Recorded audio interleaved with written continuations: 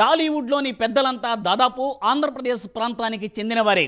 విశాఖ సముద్ర తీరంలో ఉన్న ఏపీలో సినిమా షూటింగ్ల కోసం ప్రకృతి సహజసిద్ధమైన అనువైన లొకేషన్లు అనేకం ఉన్నాయి. అయితే గత ప్రభుత్వం మాత్రం ఇండస్ట్రీని అసలు పట్టించుకోలేదు. అయితే ఇప్పుడు ఏపీలో కూటమి ప్రభుత్వం అధికారంలోకి వచ్చింది. తొలి నుండి టాలీవుడ్కు తెలుగుదేశం ఎప్పుడూ అనుకూలమే.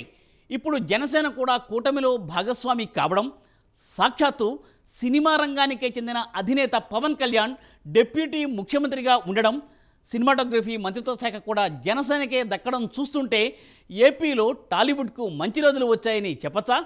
ఈ తరుణంలో ఏపీలో సినీ పరిశ్రమ 3 క్లాప్స్ 6 ప్రారంభోత్సవాలతో కలర్ఫుల్గా విస్తరించనుందా?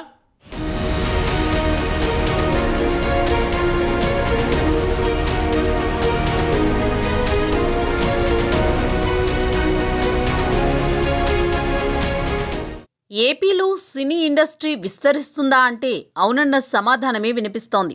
టాలీవుడ్లోని పెద్దలంతా దాదాపు ఏపీ ప్రాంతానికి చెందినవారే.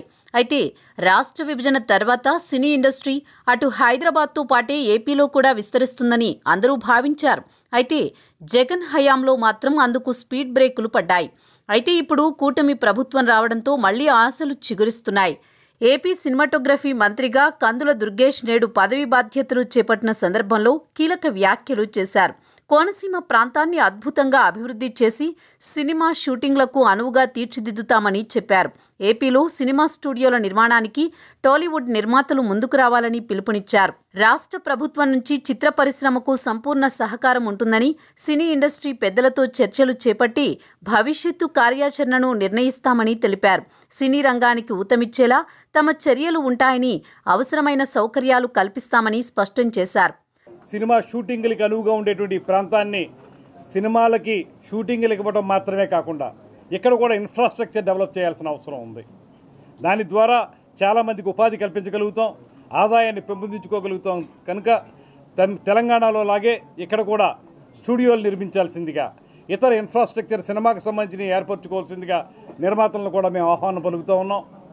వారందరినీ కూడా ఆహ్వానించి ఇక్కడ ఉన్నటువంటి వనరులు వారికి తెలియజెప్పి తప్పనిసరిగా వాటిని ఉపయోగించుకుని ఈ ప్రాంతాన్ని అభివృద్ధి చేయాల్సిందిగా, తద్వారా కళలకు, సాంస్కృతిక విధానాలకి, పర్యాటకానికి, సినిమా రంగానికి అన్ని రకాలుగా అనువుగా ఉన్నటువంటి ఆంధ్రప్రదేశ్ని ఈ రంగాల్లో అగ్రగామి రాష్ట్రంగా నిలబెట్టడానికి మనందరం కలిసి కృషి చేద్దామనేటువంటి మాటతోటి ఈ శాఖలో ఈరోజు మంత్రిగా మొట్టమొదటి రోజున ఒక ప్రత్యేకమైనటువంటి ఫైల్ మీద సంతకం కూడా పెట్టడం జరిగింది.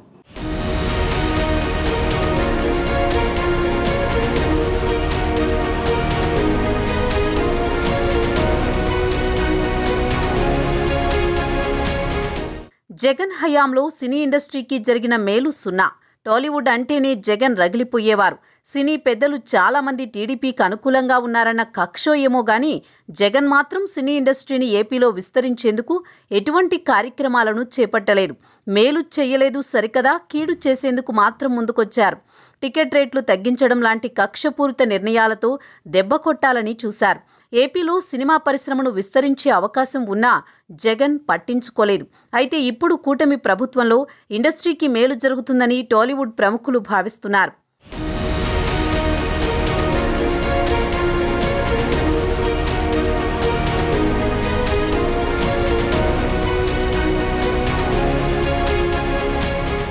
జనసేన అధినేత ప్రభుత్వంలో భాగస్వామి అయిన పవన్ కళ్యాణ్ సాక్షాత్తు సినిమా ఇండస్ట్రీలో టాప్ హీరోగా ఉన్నారు కాబట్టి ఎంతో కొంత ఇండస్ట్రీకి సహాయ సహకారాలు అందుతాయని ఆశించొచ్చు. అటు చంద్రబాబు కుటుంబానికి సినిమా వాళ్లతోని అధిక బాంధవ్యాలు కాబట్టి తన ప్రోద్బలం కూడా ఉంటుందని ఆశించొచ్చు. అయితే చెన్నై నుంచి పరిశ్రమ హైదరాబాద్కు రావడానికి చాలా కాలం పట్టింది. అయితే తెలంగాణ, ఏపీ రెండూ తెలుగు రాష్ట్రాలే కాబట్టి పరిశ్రమ అటు హైదరాబాద్లో కొనసాగుతూనే ఏపీలో కూడా విస్తరించే అవకాశం ఉంది. అయితే ఏపీలో విస్తరించాలంటే ప్రభుత్వ సహకారం తప్పనిసరి. అక్కినేని దగ్గర నుంచి ఎన్టీఆర్, రామానాయుడు, కృష్ణ తదితరులు స్టూడియోలు కట్టి హైదరాబాద్లో సినిమాలు తీస్తూ ఫుల్ ఫోకస్ పెడితేనే చెన్నై నుంచి హైదరాబాద్కు పరిశ్రమ తరలివచ్చింది. అయితే హైదరాబాద్ నుంచి టాలీవుడ్ ఇండస్ట్రీ పూర్తిగా ఏపీకి తరలివచ్చే అవకాశం లేకపోయినా ఏపీలో కూడా ఆ తరహాలో పరిశ్రమను అభివృద్ధి చేసే అవకాశాలు మెండుగా ఉన్నాయి.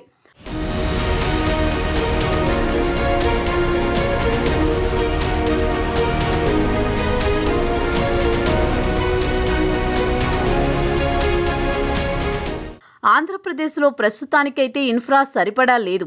షూటింగ్లకు సంబంధించిన జూనియర్ ఆర్టిస్టులు, కెమెరాలు, లైట్లు, లెన్సులు, కెమెరామెన్లు, అసిస్టెంట్ కెమెరామెన్లు, క్రేన్లు, production, costumes, makeup men, transport, recording స్టూడియోలు, లొకేషన్లకు పర్మిషన్లు వంటి సదుపాయాలు లేవు.